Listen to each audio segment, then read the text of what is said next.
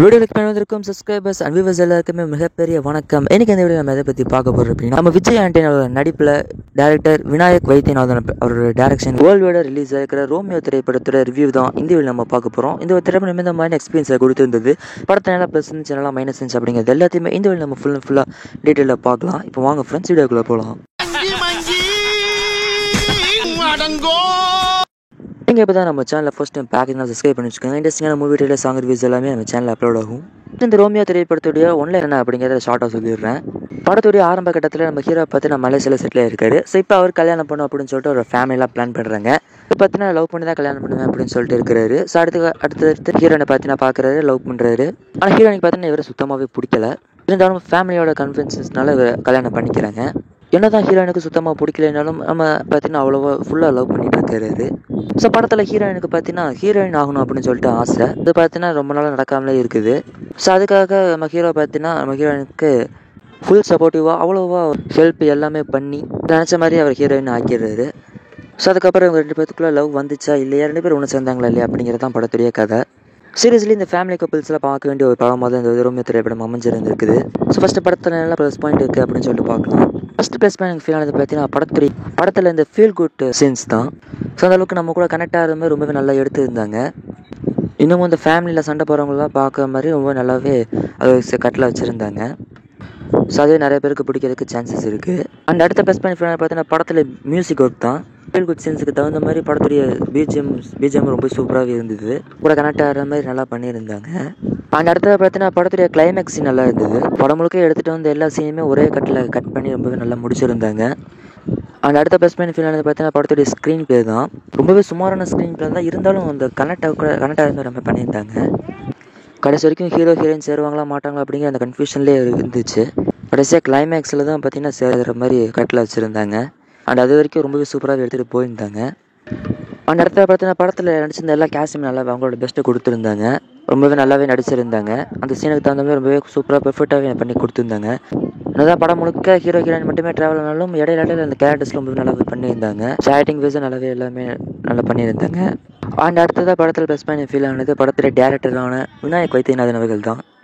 எந்த அளவுக்கு இந்த ஃபேமிலியோட சண்டை போகிறவங்களுக்கு கூடலாம் சண்டை போகிற கப்புள்ஸ்க்குலாம் கனெக்ட் ஆக முடியுமோ அந்த அளவுக்கு நல்லாவே கனெக்ட் ஆகிற மாதிரி எடுத்திருந்தாரு. ஸோ அதுவே நிறையா ஃபேமிலி ஆடியன்ஸ்க்கு பார்த்தீங்கன்னா பிடிக்கிறதுக்கு வாய்ப்புகள் இருக்குது. ஸோ அதே பார்த்தீங்கன்னா படத்தில் ப்ளஸ் பாயிண்ட் தான். ஸோ ஒரு படத்தில் இந்த ப்ளஸ் பாயிண்டில் பார்த்தாச்சா நெகட்டிவிட்டியில் என்னென்ன இருக்குது அப்படின்னு சொல்லிட்டு பார்க்கலாம். அண்ட் ஃபஸ்ட் நெகட்டிவிட்டி எனக்கு ஃபீல் ஆனது பார்த்தீங்கன்னா படத்தில் காமெடி சென்ஸில் ரொம்பவே கம்மியாக தான் இருந்தது. ஏன்னா யோகி பாபு வீட்டு கணேஷ் எல்லாமே இருந்தாலும் மொத்தமே ஒரு 5-6 காமெடி பக்கம் தான் வச்சுருந்துருப்பாங்க. அவ்வளோவா படத்தில் காமெடி சீன்ஸே இருக்காது. முழுக்க எமோஷன் சீன்ஸு, லவ் சீன்ஸு இந்த மாதிரி தான் வச்சுருந்தாங்க. ஆனால் இன்னும் காமெடியை கொஞ்சம் பில்ட் பண்ணியிருக்கலாம் அப்படிங்கிறது என்னோடய ஒப்பீனியன். உங்களோட ஒப்பீனியனுங்கிறத கமெண்ட்டில் கூட ஷேர் பண்ணுங்கள். ஆனால் அடுத்த படத்தில் மைனஸ் பண்ணி வந்து பார்த்தீங்கன்னா மியூசிக் ஒர்க்கு இதை பார்த்தீங்கன்னா ப்ளஸ் பாயிண்டில் சொல்லியிருந்தேன். நான் மைனஸ் பாயிண்டில் எதுக்காக இந்த மியூசிக்கை சொல்கிறேன்னா படத்தில் 2 ஃபைட் சீன் பார்த்தீங்கன்னா வச்சுருந்தாங்க. ஸோ அது கொஞ்சம் மாசான பிஜிஎம்மில் போட்டுருந்துருக்கலாம். ஆனால் அதுக்குமே ரொம்ப பிளாட்டான இந்த ஃபீல் குட் சாங்கே வந்து வச்சுருந்தாங்க. ஸோ அது கொஞ்சம் டிசப்பாயின்மெண்ட் ஆன மாதிரி தான் எனக்கு ஃபீல் ஆச்சு. ஸோ இன்னும் கொஞ்சம் இந்த மாசான பிஜிஎம்மில் வச்சுருந்துருக்கலாம். அண்ட் அடுத்த மைனஸ் பண்ணி பார்த்தீங்கன்னா படத்தில் முழுக்க கப்புள்ஸுக்கு மட்டும் தான் கனெக்ட் ஆகிற மாதிரி எடுத்திருந்தாங்க. முழுக்க அது வந்து சண்டை போகிற கப்புள்ஸ்க்காக எடுக்கப்பட்ட படம் தான். அது இருந்தாலும் நிறையா ஃபேமிலி ஆடியன்ஸ்க்கு இன்னும் ரீச் ஆகாது. அண்ட் ஃபேமிலி ஆடியன்ஸுக்கு ரீச் ஆகணும்னா இன்னும் ஒரு 4-5 காமெடி எக்ஸ்ட்ரா வச்சுருந்துருக்கணும், 4-5 ஃபைட் எக்ஸ்ட்ரா வச்சுருந்துருக்கணும். ஆனால் முழுக்க லவ் சென்டிமெண்ட்னு இருந்தனாலேயே கப்புள்ஸ்க்கு மட்டுமே பிடிக்கிற மாதிரி திரைப்படமாக தான் இது அமையும். ஸோ அதனாலே இந்த ஒரு திரைப்படம் பார்த்தீங்கன்னா பாக்ஸ் ஆஃபீஸில் ஆவரேஜாக போகிறதுக்கு தான் வாய்ப்புகள் இருக்குது. ஸோ வெயிட் பண்ணும்போது என்ன பண்ண போகுது இந்த ஒரு ரோமியோ திரைப்படம் அப்படின்னு சொல்லிட்டு. அண்ட் அடுத்த படத்தில் மைனஸ் பாயிண்ட் ஃபீல் ஆனது படத்தில் இந்த லேக்ஸ் தான். ஸோ பெரும்பாலும் இப்போ நிறைய திரைப்படங்கள் இந்த லேக்னாலே ஃப்ளாப் ஆகுது. ஸோ இந்த திரைப்படத்தில் ஸ்க்ரீன் பிளேயில் நல்லா வச்சுருந்தாலும் ரொம்பவே லாங்காக இருக்க மாதிரி தான் ஃபீல் ஆச்சு. கொஞ்சம் கதையை விட்டு வெளியே வந்தாலும் ரொம்பவே லேக் ஆகும். ஸோ அதனாலே நிறைய பேருக்கு டிசப்பாயின்மெண்ட் கொடுக்கறதுக்கு அதிகப்படியான வாய்ப்புகள் இருக்குது. ஸோ அதனாலே நிறைய பேருக்கு பிடிக்காம போகிறதுக்கு வாய்ப்புகள் இருக்குது. ஸோ வெயிட் பண்ணி பார்ப்போம் என்ன பண்ண போகிறாங்க அப்படின்னு சொல்லிட்டு. இந்த ஒரு திரைப்படம் பார்த்தீங்கன்னா ஒரு நல்ல ஃபீல் குட் மூவியே வந்திருக்கு. இருந்தாலும் ஸ்க்ரீன் பிளேவுடைய அந்த லேக் அந்த முன்னாடி சொல்லியிருந்த மாதிரி இப்போ நிறைய பேருக்கு லேக் அடிக்கிறதுக்கு வாய்ப்புகள் இருக்குது.